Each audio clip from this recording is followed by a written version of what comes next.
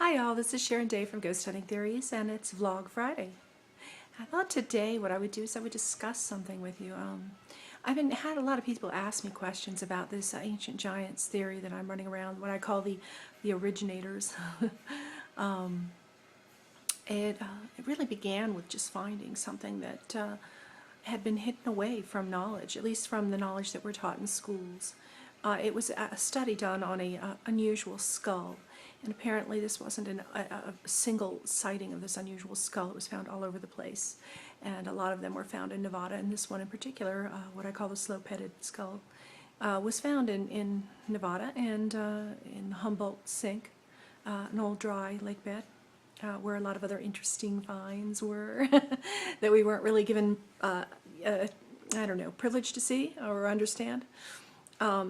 This skull, this report actually, it was studied by universities, and this one particular study that was done about the skull itself, it was done through one of the Western universities, and this person was a researcher of good stature, and they had done a paper for the university. It wasn't supposed to be out in public, but at some point here in this wonderful age of technology, bless you, it had gotten scanned through university papers and such, and put on the internet on a site where they store a lot of papers and studies and things.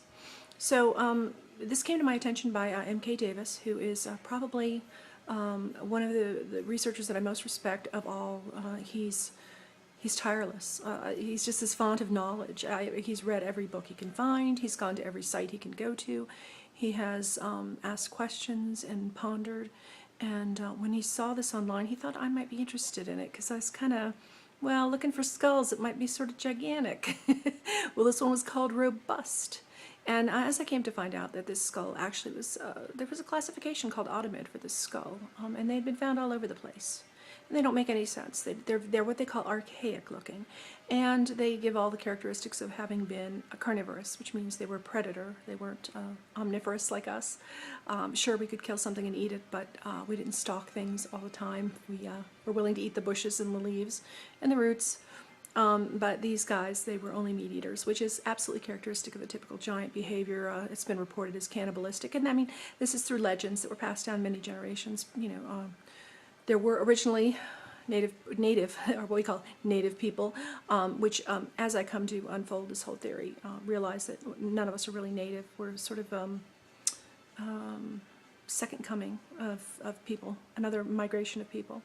And anybody who follows, I guess, and finds solace in the stories in the Bible would find this to be really interesting, because what we're talking about is a race of people who are not only way, way ahead of us in evolution, had come along hundreds of thousands of years before us, had settled the earth, had already been here.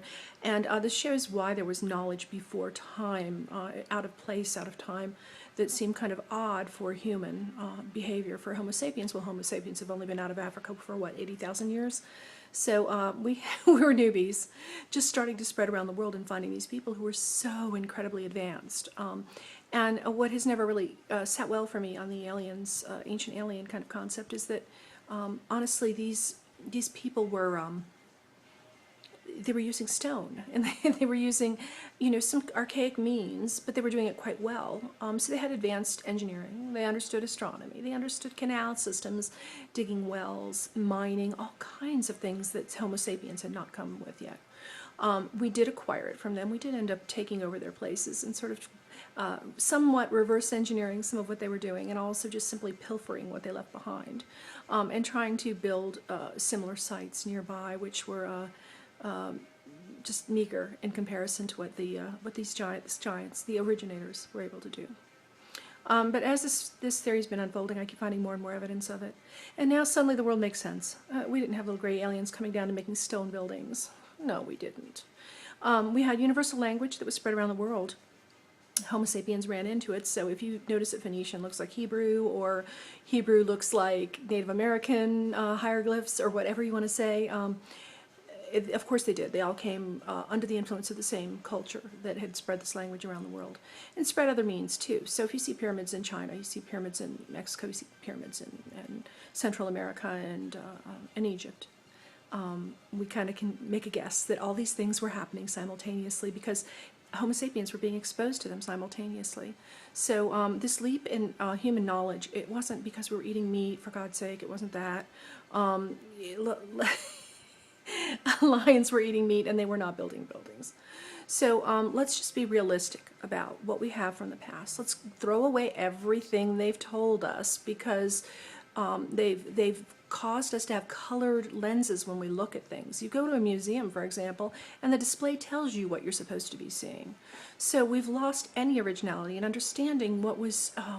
I think that the native people were trying to tell us over and over in their art, their legends, and everything else. In the Bible, every religious text was trying to repeat the same story to us, trying to help us remember a time when the gods were on the earth, at least as we saw them.